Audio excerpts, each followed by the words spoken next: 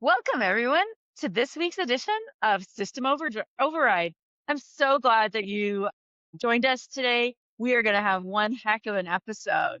Bree, how was your week? I think you almost said it. You were gonna say overdrive, and it was just like, yeah, it has been a week of a lot going on. So it's There's probably foreshadowing, just giving you a prompt into that. like, I don't know, we're pretty authentic and straight up. It's like in start off life, I don't think it was the best feeling week last week. We got plans and paths as we always do, but I was a little annoyed.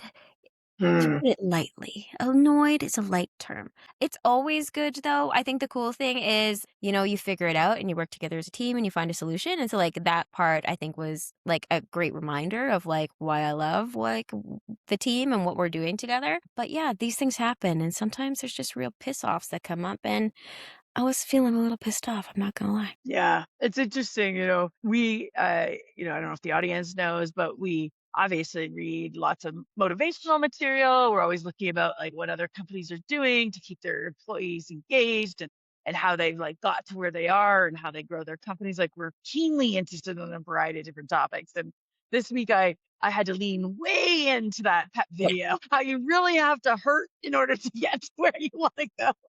I think that's the biggest delulu part of being a founder is it's like, what is your medicine when the poison is too high? What Kool-Aid can you drink to really just keep you on the path? And for me, it's usually the really woohoo stuff. You go deep into that like Yeah. crystal crap or like the card reading and all of that. And I'm just like, yes, please tell me the future. I need a crystal ball right now. Yeah, right at this point, I can take it either way. It's bad, it's bad. It's good, it's good. I just need to I know. just need like Clarity. certainty. Things go way off the rails when we are relying on card reading and crystal placement Like, I'm not even going over for a card humans, reading. These are people who do, like, mass Instagram ones. They're probably, like, right? so ludicrous, but I'm just, like, holding on to every word, being like, thank you for giving me that gift for, like, for just the next step forward. I The appreciate that. beauty of Instagram, you can just keep looking all the way through Instagram till you find one that you The more of these I it look says at, what the you more want it it to say. kills me from the algorithm, so it just, like I felt way better after, and I was like, "Hoo, hoo, hoo, we got a plan, it's all good." So, audience, you can see this is how it ends in the week where we've had a good week of challenges that just kept Exactly. layering on. We just laugh. We Yeah. just have to laugh. You just have to laugh, literally. I think you said that to me once where we just started laughing when Yeah. something like it was a long time ago, but you're just like, "I love how, like, the most horrible thing can happen," because that's really what comes to my first mind is, like, the thought to just laugh because it's just like, "How fucking ludicrous is this right now that this is actually happening?" And it's just yeah, And it's it the only always way. needs to come back to human behavior. It I is de really the only exactly. variable that we cannot control. The only constant that seems to keep occurring. That's true. It is constant that we can't control it, and bad behavior does tend to weave its way into other people's lives. It's so funny. Anyways, we have an episode though. Before we get into all the stories, because there's been lots going on in the news these past couple weeks, let's think about our big action from last week. We talked a ton about culture last podcast, and probably we're really passionate about this topic, and so we asked the audience to really think about what they would want out of their culture and how they might be able to push it forward. So obviously, we talked about our own culture. Did you have any conversations with anybody else about their culture or see anything interesting in culture space that you wanted to add on here this week? I feel like I'm always talking culture with everybody all the time. So I'm Yeah. like, did I? Probably. I think the interesting thing I just came across an article that I was going to share with the crew, but it was around just saying around like for leaders, like adept leaders are looking at how rest time is a pillar within the productivity equation. Which I know is something that we are very much proponents of too, especially being in a fast moving needing a lot of creativity space. And so I just thought it was interesting that that's now meeting the mainstream of articles and with, the changes that are coming in. So I thought that was cool to see that bubbling up in some of the things that are coming across my desk. Yeah. I Yeah. think that's a really good point, right? Because I want, as we dig into the skills that are AI forward and the ones that the experts believe are going to be the ones that are going to, kind of lead the way or be more prevalent in the AI era, those types of skills take way more brain space, and they need that, and they need the brain to be much sharper and can't just, can't be on rinse and repeat. And so that rest is going to become so much more important. And we don't just mean like go and have a longer nap. Like it can Mhm. be time away, it can be going for deliberate walks, it can be, work for 60 minutes, go and have a 60-minute break. Like, I think that that's an interesting concept. Again, nobody has a crystal ball on exactly what work will look like in an AI ecosystem, but we do know that those kind of skills that are unique to humans don't just come by rinse and repeat, or Mhm. these tasks that we have been measured on, which are very time strapped. Creativity is not time strapped. We can't force it. We know that is Do you know what's interesting is I'm finding in trying to put this to practice for myself, I'm aligning to I feel like what feels like a bit of a European schedule as a result of Hmm. it. It's like, you do your morning, whatever, but when I hit that, like I hit that 2, 3 o'clock, and it's like unless I have something where it's like a meeting, but if it's just work time, like I am just so not in the right space depending on what the activities are. Yeah. And so, like, I'll find if I take, like, a bit of a break at that point in time and then I work later, like, longer into like, it's like that's a better window for me to take, like, a bit of a mid-afternoon break and then do some work up till dinner, and then if I come back to it later in the evening, if I, like, need to do more that way, like, it's, like, kinda skewing to more of that style, and that actually helps me a lot. That's better, like, flow for me, I find. Yeah.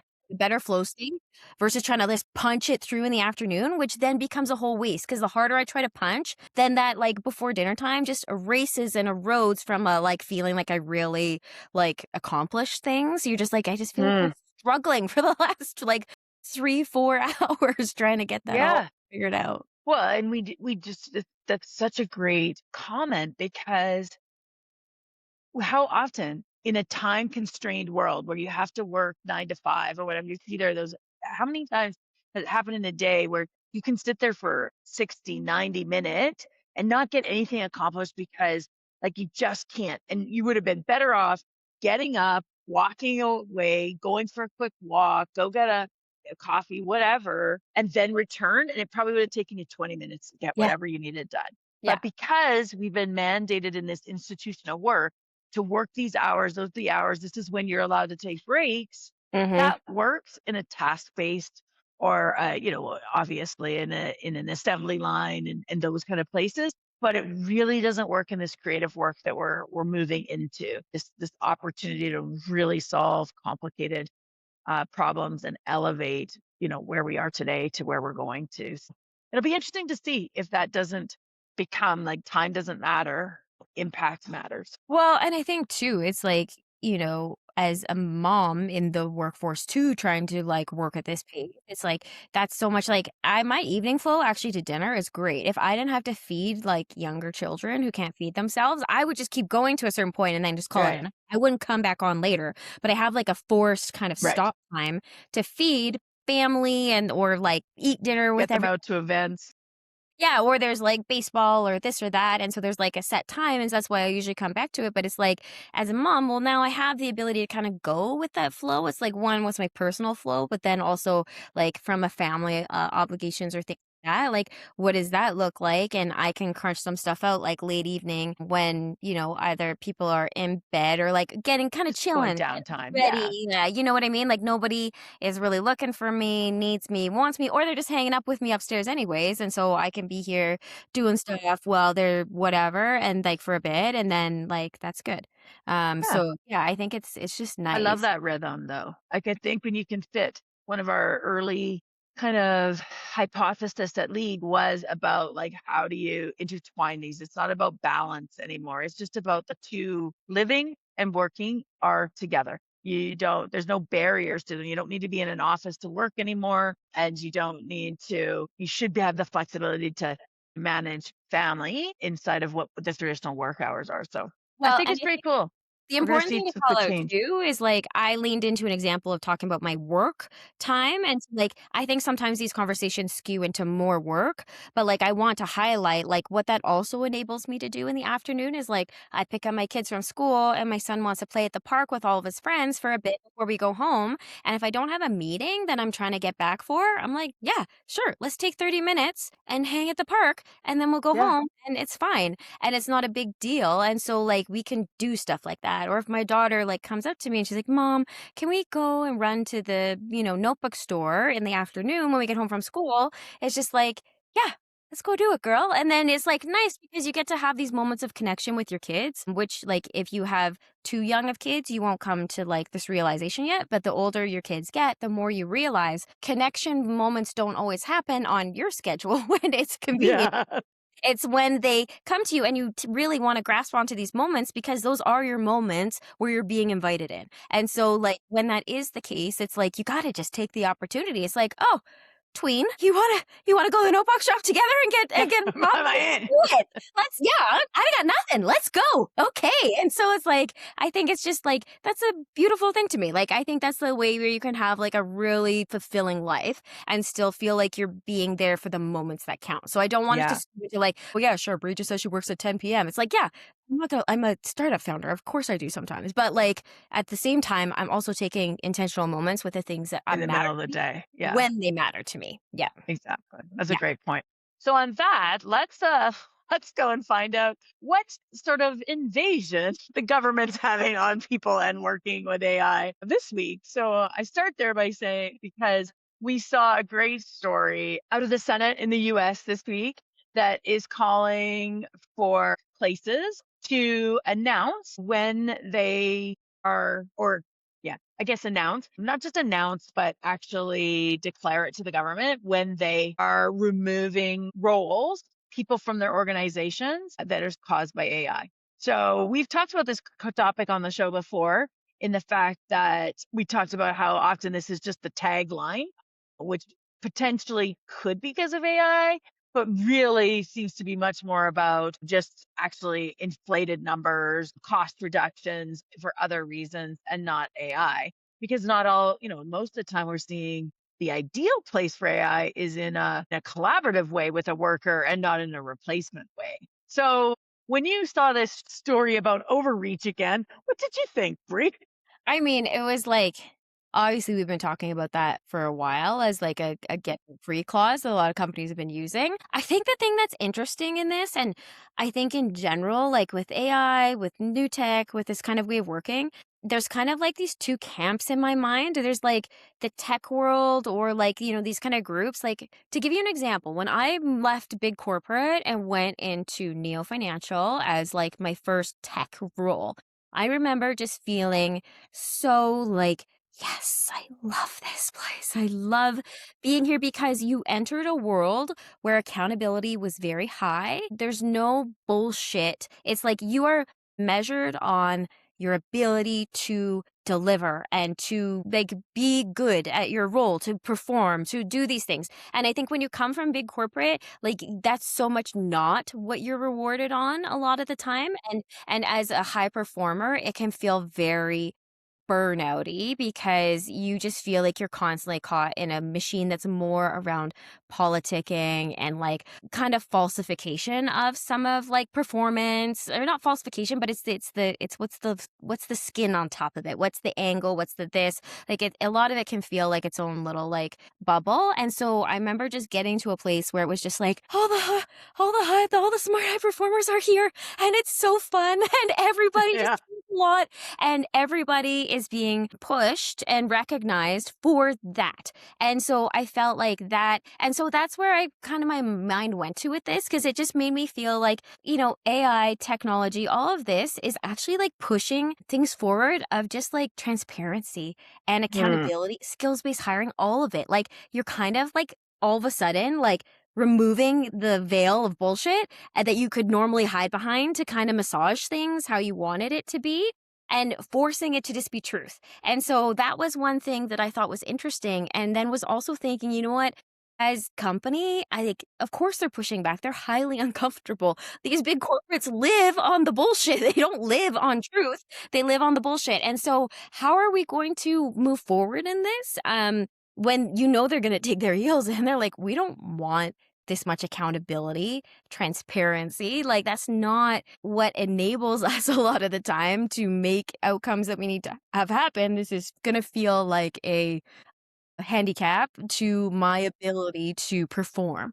And so I just think that's very interesting. I think as an individual, it gives a lot of power to the individual level. And I think that's what's super interesting is a lot of these things is giving more power back to the individuals versus less control up top. Like a lot of it feels like it is kind of collapsing a little bit of that in just the design of what it's intended to do or like what some of these. So that's really where my mind went. Probably high discomfort at organizational levels, like high level of excitement of the transparency from an individual operator level, and kind of the old guard, nude guard feeling of like disruption and seeing the kind of pushback from that, from what that disruption is kind of actually enabling. Yeah. What did you think when you saw that? Well, actually, it's so interesting because we normally are pretty aligned. This story for me, I was like, I don't get it. How Yeah. are they going to prove whether they are telling the truth or not? So, like, let's say, like last week we saw, well, even I think it's this week actually. I can't remember, my weeks get confused. Meta laid off, like a good portion of the workforce, but Hmm. that portion is they said it was due to AI. It was remember they did one earlier this year, and it was Hmm. to fund their AI projects. This was because of AI. Ultimately, they've just had a lot of employees ever since, they've accumulated a couple of new companies. They've had lots of, I don't know their exact numbers, but you know that they probably had an inflated workforce. And all of a sudden they're using AI as um, the catalyst to all these. And I'm like, I don't know about you, but I haven't seen my Meta products really enhanced by AI. Yeah. So maybe they're doing it a whole bunch inside internally, and that has led to it. But my thought is that the next time he'll just say, no, our bottom line is suffering. Therefore, we've gone back to regular reasons we Well, lay off people. to be honest, like, I feel like that was probably the intent. Like, if I'm one of these mega companies and, like, I think it's like, so say I'm an Altman or any of these other guys, it's like I'm getting bad press off of something I built and made. The target audience who's going to be the super user of this, the Gen Zs Mm, hate it because of what it is enabling with all of these like mass layoff stories or disruption or this or that. Like, if anything, I think this is just trying to force them to not use AI in their tagline. You know what I mean? It's just like, sure, that's a good use point. AI. Yeah. This is like regulatory. Tell me 25,000 data points why it was AI, and then you can proceed past that.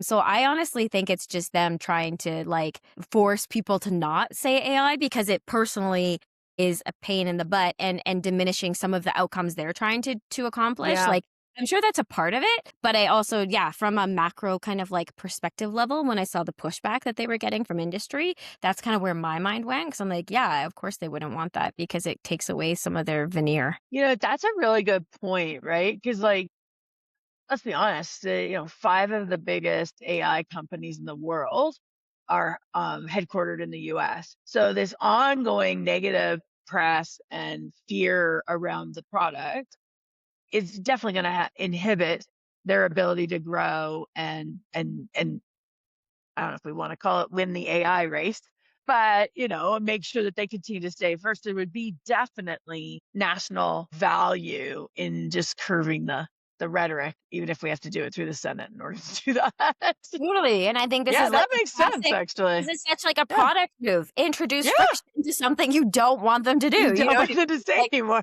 create some friction and then you'll be less likely to do it. And so that's really how I was reading that, as far as like just stop using it. Like, I think it's like an unintended consequence. Like, they all of a sudden, like, all these CEOs were like, oh yeah, this is the best way. Like, just say it's this, and then we don't have to say we weren't business performing. We can say it's smart instead of reactive, or proactive instead of reactive. And then they're just like, take my work out of your dirty mouth and don't put it back in there again. And I just want to make sure that you have a reason, or we create some friction where you can't do that as easily. Yeah. Okay. Let's go on to one of my favorite stories we've ever talked about before. This is like what I would call a real breakthrough. We've got a story, we've talked many, many times in the podcast about how we're concerned about the junior worker, we're concerned about students, they probably with lack of experience and coming into what's evolving to a skilled based workforce,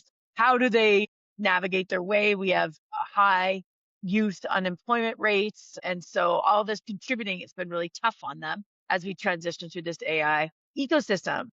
But hats off to a 20-year-old student named Tyler Vuklich who created Poppin. And it's a job site for high school students and really is focused on making sure that when you apply for a job, you don't get ghosted. You don't get filtered out. You're not frozen out of entry level jobs. You are really able to build your resume, to doing your interview prep, to really able to get hired on the Mhm. site. So hats off to him. I'm super excited for Tyler. What did you think? Yeah, I love that story. I thought it was great. And I also I wouldn't be surprised if he got a lot of pickup out of it because it's Hmm. from him to his peers. You know what I mean? I feel like that would be something that very much resonated from those kind of individuals who are seeking that.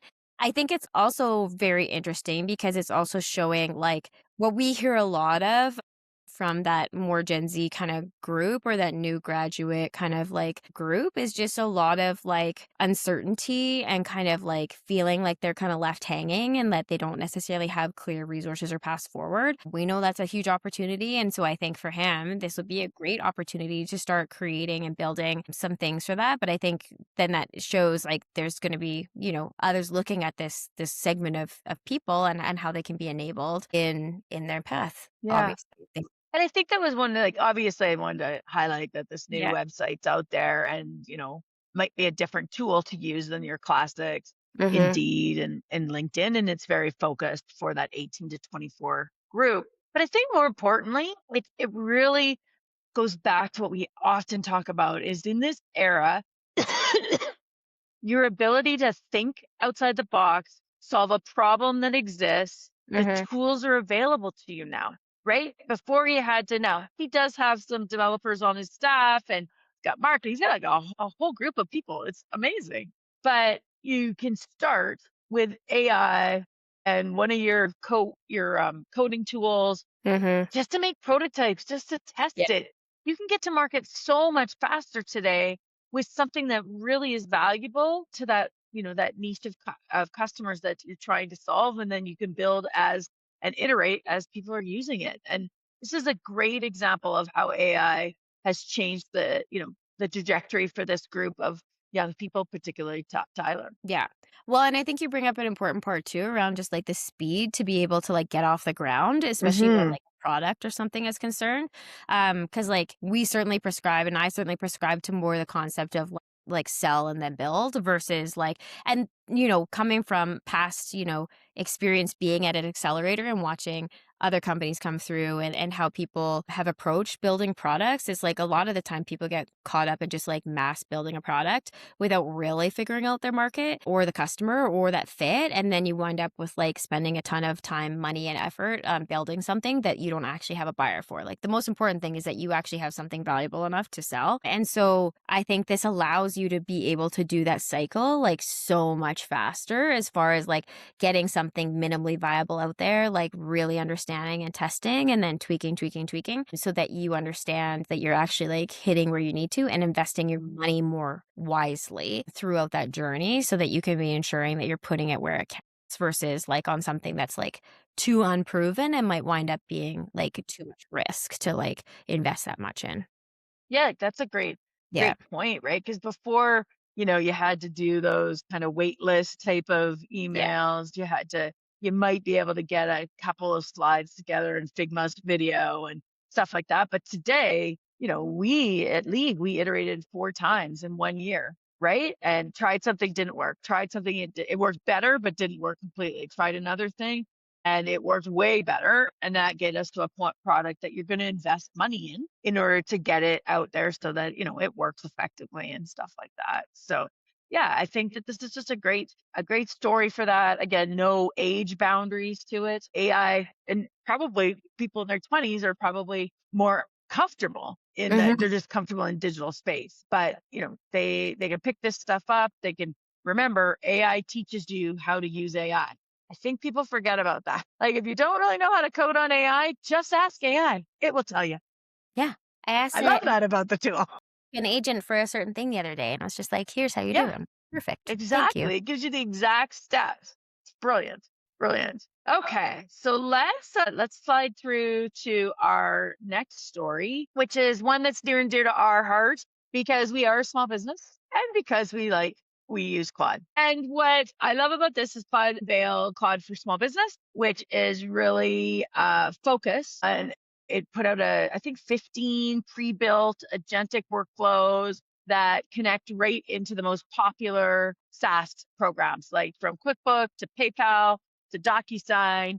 And businesses can now just plug in and like magically QuickBooks will work and do all the work for you. This is like my favorite. Now people will get paid. I just love, like, watching Emma's face when she saw it too because Emma is our biz ops person, she was just like, "Oh god, I'm so happy because you Right? know, just from, like, the sheer amount of administrative, like, accounts payables, receivables, like, yeah, we have someone who does QuickBooks for us, but at the same time, like, there's all the other piece of the money in, money out that needs to be managed attached to that, and so, like, having some ready-made agents that can just, like, drop in is just so incredibly helpful from that Mm. perspective all the way into, like, your Google Workspace or any of these other things. And so, yeah, it's just like very, very exciting to have this be available. I can't wait to get it all going. Well, and like so easy, right? So like if you get 15 pre-built agentic workflows, I'm sure they'll add more.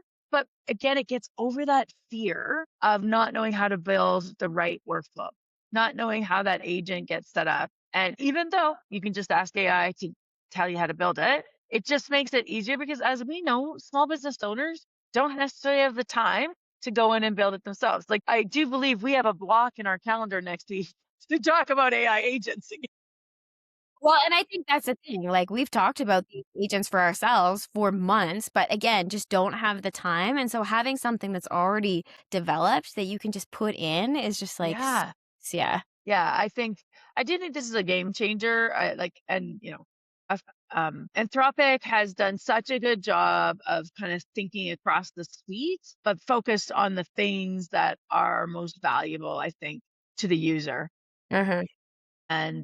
And every month they seem to come out with something that works or fills another gap. Uh-huh. Again, not to replace people, but really to enhance the workday so that you have more time to do what humans do best, which and just want to let you know is not payroll.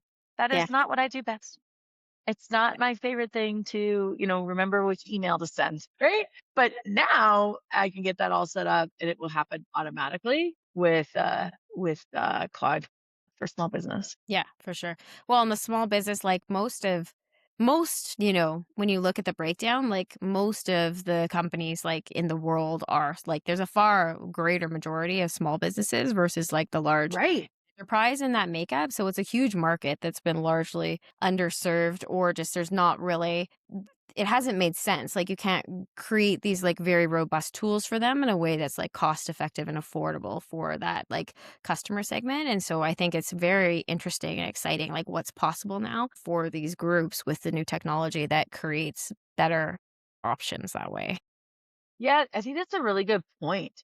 Is that um, a lot of people don't go into entrepreneurship because they don't like some of that. Like they're not good at the admin side, Mhm. or they're not good at marketing, or they're not, they don't know how to set up a CRM program or whatever, and Mhm. they can't afford to buy the fancy Cadillac version. Now they can, right? Now they can have Claude for small business and they can do what they're really good at, which Mhm. might be building stuff, might be marketing, might be strategic thinking and development. I don't know, but now those people can actually work for themselves alongside of Claude and nobody lost a job. They actually gained willful employment that maybe is using a skill that they weren't letting out into the world, and now that skill is unleashed and other people in the world are better off because that person can run their own business. Well, and I think too, like anything, like you think when social media became really big or anything like that, like I think there's just such a big realm of opportunity right now when things are Mm. fresh. You know, you think of the .com America when that first came out, you think of when social media really started booming. Those early pioneers, people who instead of like being freaked out by these things, like leaned in and looked to find the opportunities, like, you know, right now there's no rules. There's like, that's the cool thing. It's like you're in a space that's growing and emerging and nobody's tried to put their arms around it yet and control Mm. it or do this or do that. So, like, how exciting for businesses and small businesses to start doing something really innovative or really, like, you know, utilize this to grow quickly or capture market share or whatever. I just think if people can really think about that as a breakthrough and the opportunity that exists, that's really exciting versus some of It the is exciting. negative fear conversations I think that happen right now. Yeah, I think that when we picked the stories this week, I wasn't really thinking about that thread of positivity, Yeah. but in all of our stories today, we do find that thread of trying to focus on AI isn't the bad guy. Yeah. AI actually is enhancing our lives and Yeah. is making it easier for us to do some of the things maybe our brains just never got the opportunity to do because we were so bogged down in, these tasks that, some of us, I won't speak to, because some people love doing the tasks and I love those people. That is not me. And so those tasks tend to get pushed off and not done until the last minute. And then that probably isn't the best way to do it. And now you can just tell Claude and Claude will do it for you. Yeah. Well, and I think that's the thing. It's like AI is neither good nor bad. It's just a tool. It's a tool that can create things, and like anything, like you could use it for things that are negative or you can use it for things that are positive. And so I think, you know, in going into that, like as an individual, there's a lot of opportunity there when something like this presents itself and like as a small business or whomever. So that's where, yeah, I'm just excited by it, but we're also in the space and live and breathe it every day. So I think that's the other thing too is like familiarization also, like, desensitizes you to some of the stuff, right? It's like if it's unfamiliar and unknown, of course, some of these things feel like, "Oh, I saw this, I saw that, or I read this," but you actually start getting in there and utilizing it, you realize how much you can get out of it, um, and what it could do for you, in which case it's like, well, I could build the business I want and have the life that I want because this enables me in a new way to work differently. And I don't know that everyone has gotten there yet in that mindset because not everyone's using it to the degree that we're Right. using it in our day to day. Yeah. That's actually reminds me of something that happened on the weekend, which I was super excited about. Was I was with a group of people that were keenly interested in AI, and that group of people would not have been your traditional demographic. They would be a demographic that we would have said, those guys are never going to use AI. And they were keenly interested in how it works, why it worked that way, what it's good for, trying to, make a really just trying to understand it, and I put a prompt into Claude, and I just was to show, like, what it was possible. Mhm. Simple prompt, didn't maybe a couple sentences, Mhm. and then let them watch as it built out kind of Mhm. a prototype, and, like, they were just amazed. Yeah. And so it was just really interesting to see that everybody's curious about it, Yeah. and I wanted, I just really thought it was really cool of them to take the time to ask me to explain it to them. Because oftentimes people think with new technology or new anything Yeah. that they're supposed to know. Yeah. And like, why would anybody expect you to know something that is so new and rapidly changing? I think we can name 3 or 4 different iteration or new product lines just in Claude alone Yeah. this year that have come out, Yeah. right? So how would anybody know and be able to keep up to that unless you are immersed in it like we are, which we know is not a very high percentage of the population. Yeah. But I think it's a good reminder to everyone is that just ask people. Having conversations around AI helps you make a decision on whether it is something you want to, bring into your life and use effectively or something you don't, because nobody's forcing you to use it either. It is a tool that has come in a way with, lots of velocity, but in a way where it really can help. It may also hinder. There may be things that you love doing that AI can do, and you get great joy out of that. Don't stop doing those things. Like, we don't want to take joy away from anybody. No, and I think that the key thing is, like, it's more around, like, this is a tool can be leveraged for the stuff that you don't wanna be spending time Yeah. doing, or that you need more like, I think, one, there's a real opportunity for it to give you more time back because of Mhm. the way that it's able to do things so quickly for you and help enable you, so it's like, you could either get time back, you could, outsource to it to do things that you're not like, I'm not an administrative type person who, like, loves that sort of stuff, like, how can I, leverage it to do those things that, I don't move as easily, fastly, fluidly in or just don't like, and so it's like, how leverage it in ways that work for you, and I think that individual use case is just personal for everybody. Yeah. Yeah. Okay, well, that's a great segue into our big action for the week, which is asking our audience to think about AI over the last 12 months and think about your favorite feature. What was a feature that was, that came into existence over, say, the last 6 to 12 months? And why did you like it and what's it done for your life? This one for me is a no brainer. I'm going to Yeah. go first because When it is spreadsheets. Like the fact that I can tell it what kind of spreadsheet I want it to build, what I want it to do, the columns I want, and it can build the whole thing, pivot tables, connectors, automatic updating. Yeah, it is a lifesaver for me. That is, I wish I would have had that my entire career. Yeah, see, that's, like, so interesting because, like, for you, is that for Celine, she hates building decks, and so having Right. AI be able to build a deck for her was the best thing.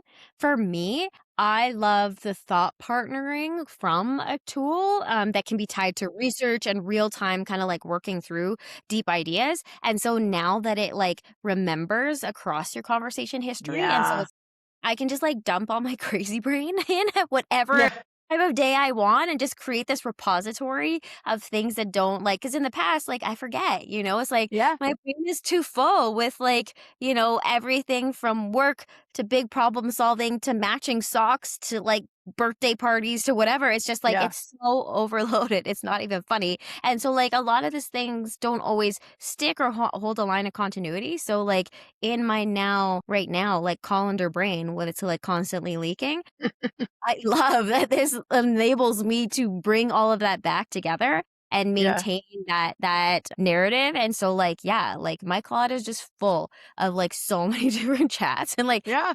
phone, I whenever love I'm that. thinking, I just, like, start putting it in there, and then it'll just, like, be able to go back and work through these things and kind of, like yeah, I love it from a thought partner perspective. It's That's especially awesome. for someone who has a bit of a confusing brain, like, my brain has always been kinda jumbly, and so it would take a lot of energy for me to organize my thoughts. Like, I have this, I know, but I need to put it in a way that's digestible, that makes sense, and so with, AI, I find it is just incredible for that for me, and so now I just feel like it's like you move so fast. That It's is so awesome. great.